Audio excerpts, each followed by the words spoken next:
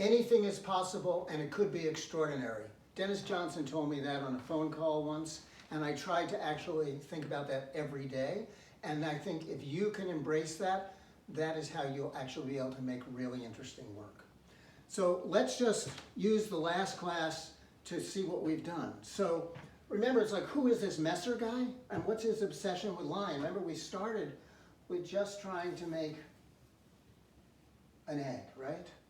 And as I said, who knows what that is? But then we built on to actually then how you can take a line and how if that line breaks, it could actually show form and also scale. Okay, we also started talking about actually how one could actually start using light and dark.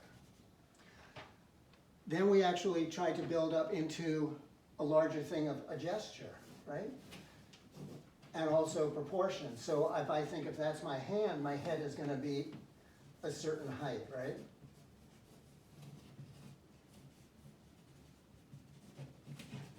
Remember, there's a back to the neck, right? And it comes around.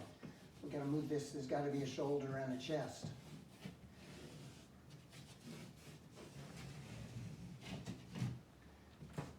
And then we actually talked about, so that's one object, but then what if you tried to have other objects or actually build a composition? You can also try things we never talked about. Feel an object, and this is like blind contour without looking at it. Try to actually feel what the shape is, right? And with my eyes closed, I'm trying to also try to understand the paper. Not so good, but okay. And then we can actually think about composition this way in a typical, maybe that's a window, maybe this is a room, this is a drawn space. The light's coming in, we can actually start building up, thinking about Emily Dickinson and about light and dark, about pushing this around, about finding light through different marks, pulling it back out. You'll notice that actually on gesso, how beautiful the charcoal gets. It's not just black and white, right? Or gray and white. Then we can also think about composition in another way. If I was to move this hand down, and I was touching this egg, say, on this table, we're just trying to reach that egg, right? When you look at the egg, you don't see the head, and vice versa. El Greco did this with his portraits of St. Jerome. Henry Taylor did this in that incredible portrait of a guy barbecuing that was at the Whitney a few years ago, where you separate, say, the worldly from the heavenly, right? So you can think about expanding your ideas again about composition. But then I think you also have to just understand, I used to teach at that school up there for 25 years, and those were the smartest people I've ever met.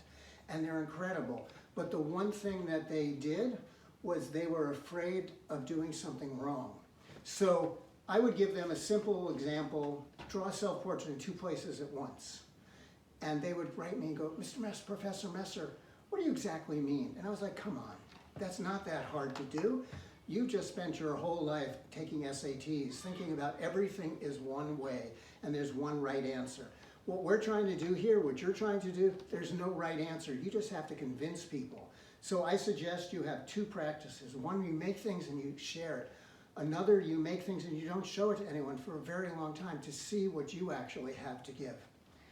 Walt Whitman once said, he talked about in the introduction to Leaves of Grass, give alms to anyone who asks, love the earth, go freely with powerful, uneducated persons. And then he mentions, re-examine all you have been told at school or church or in any book. Dismiss whatever insults your soul.